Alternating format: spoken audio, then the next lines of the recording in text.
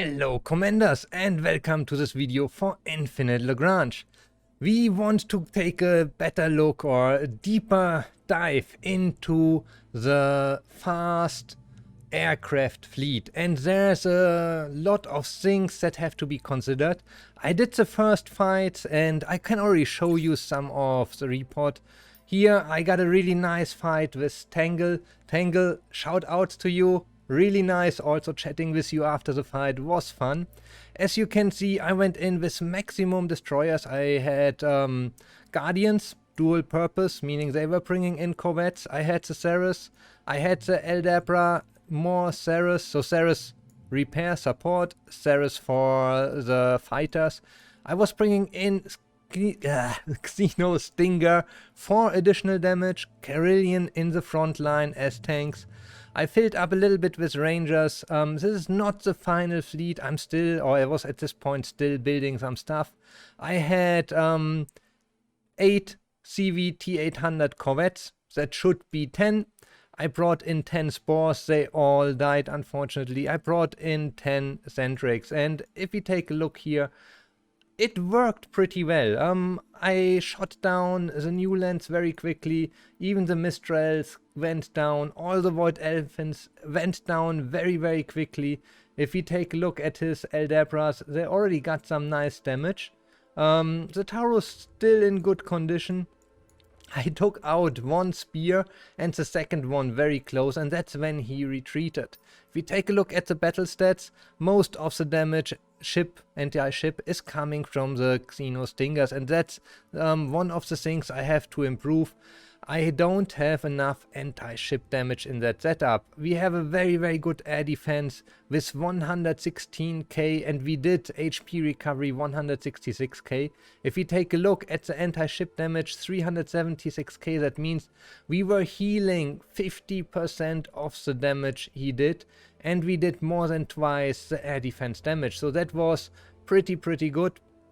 But as said, there are a few things that needs to be improved, and we will go into the detail very, very soon. Very important things I learned, and also I got some feedback from other players. Before we do that, let's have a quick look at the research. I got very lucky.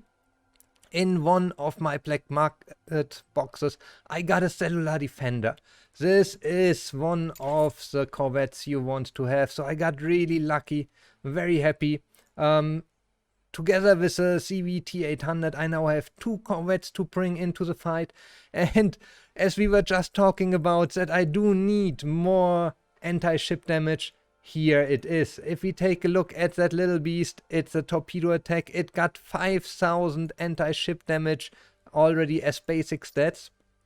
It brings in the torpedo launcher system with 350 damage per hit, which then surely can be upgraded. But there's more to look at. Another thing that now happens, I finished my research, so the research agreement is complete.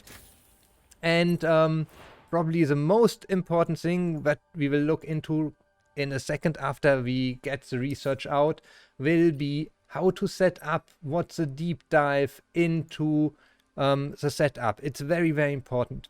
So I also by accident bought a ship and aircraft blueprint file. So these are the ones you get for your research points. Let's see what we get there and then go into the research and see what I got there. The problem with this is if I'm unlucky, I could get a standard blueprint. I got a Noma. Noma is not really a bad ship. It might be possible for me to get the healing Noma, which it's a frigate, so it's quick. I could then... The Ceres is still better, but yeah, as you see, I already put also tech points into it. I will continue putting tech points at the moment into the Carillion because I use it in every setup. So Noma, I will have the chance to get the support. I will have the chance to get the anti-aircraft. I don't want the anti-aircraft, to be honest, but that's a different story. Let's see what we get out from our research agreement. So we had the chance to get the Nebula Chaser B. That would be one of my favorites. The Vitas B also would be amazing. The Marshall Cruise would be amazing. Another module for the Constantine would be very nice, but I would not use these two at the moment because I'm on this trip to do the Max Destroyer fleet setup, where the Guardian C, which is a pulse cannon, would be really nice again. So let's see how lucky we are. We have to press OK, confirm. Oh, we got the Nebula Chaser V Corvette. I am now fully stacked up with Corvettes. I got all the top tier Corvettes. That's amazing. I just got the Cellular Defender. I now have the B version of the Nebula Chaser, which is another beast. It is very strong in anti-air, very strong in anti-ship, and the weapon system, and that's a nice thing. It's energy type, so great. You see me very happy. I got really luck with my pulse. I got the CVT 800 end of last season. I got the Cellular Defender right now, and getting the B-type now. That's really amazing. So I'm very happy. That makes it even more important to take a look in how to set up our fleet the best way. So let us switch over to the famous Excel sheets, and we already talked about this one in the last video, but as you can see, I did add a little bit of information, the modification slots you have. So let's ignore the carriers for a moment. As we can see, we do have 4 to 6 modification slots. Unfortunately, I'm missing the Tundra at the moment, but it doesn't matter because the only thing is that you understand the strategy behind that and what you are looking for. So as you see here, all the ships in the destroyer category can do a 20% ready to battle reduction. But for the hit rate we also have 70%, and for the lock time we do have 70% for the Ceres and the AC 721, but nothing for the Guardian. And the last thing then that changes is the damage you can get. Now what you are looking for is you don't want to overskill certain ships, and this comes in special when we talk about the CVT 800. It's very clear. If you put the CVT 800 in an AC 721 and you already come up with a lock reduction, low lock time, you want a low lock time, you come with a reduction there, and for this let's go quickly again to the ship, because I also have to add a little bit more there. The CVT 800 does have already in its weapon tree a lockdown reduction, so reduce target selection time. I already have it skilled a little bit, and so we have here 30%, we can get a total of 60% here. You will then see that when we click on the eye, that the lock time goes down. So now we have 5.8 seconds. And I can very nicely show this to you. I will reset all these points, because what I forget to add is that we also have some reduction here in our propulsion system. So let's take a look again now at the weapon without any of these skills. We are now at a 10 seconds lock on time. That means before it locks on anything, it will wait 10 seconds. That's a lot of time wasted. Now, if we put 8 points here, we already got a 30% reduction. Another 8 points will give us a 60% reduction. So from our 10 seconds, let's have a look. We are now down to 4 seconds. Now we can reduce it even more. Target selection time, another 30%. So now we have a reduction already of 90%. Taking a look, only 1 second left. I could now add another 30%, but that would be a waste. And honestly, I already heard reports that when you go over 100%, it starts to get buggy. And while I can put this lockdown reduction time here with, let's see, where do we have the last skill? Here. I will do this also for another, we already have 90%. So we will put another 6%, now we have 96%. let's check, 0.4 seconds left. If I do any more, I will go below 0 seconds because I have over 100%. And let's go back to the Excel sheet. As we can see here, I can also reduce it in some of the ships. If I would use for this Corvette the AC-721, that would be possible to reduce it even more. Luckily, in this case, more or less to say luckily, the Guardian doesn't have these, but keep that in mind. And now, if we would mix other ships, if you want to mix the Nebula B or the Cellular Defender there, as you see, they have much lower. We could go here to 120%. We have to keep that in mind. So you might not really want to max it out, or you don't want to use a CVT-800 on the same type of carrier. So maybe you want to use a CVT-800 on the Guardian, but then the Nebula and the Cellular you want to use on the AC-721 to be able to reduce the lock time. That is something you really have to keep in mind. For the hit rate, let's be honest, it is not so difficult. Yes, we can overcompensate. The Corvettes seems to have something like 85% hit rate. Then also keep in mind there are skills for the ships that can reduce the hit rate. So you might want to go to 100 or even over 100% in that case, especially these little fighters. Some of them have a lot of skills that reduces the enemy hit chances. So that is something where I think it could make sense to go over 100%. RTB, we have no chance to go over 100% because there's no skill, at least in the fighters that I looked at. Then what else do we have? We do have the attack interval, same thing there, luckily nothing inside there, so it is mainly about the lock time. And then another thing, when we talk about some of the ships, like the Centrics, they are anti-air and you want them to lock on very quickly on the enemy fighter. While the Spores, and let's go back to the ships here, I talked with some players and they gave me the tip, don't give the Spores a very high lockdown reduction. Let's take a look. The Centric in its main weapons got an anti-air range, it can counterattack, and here we have, it can lock on any aerial targets in the battlefield.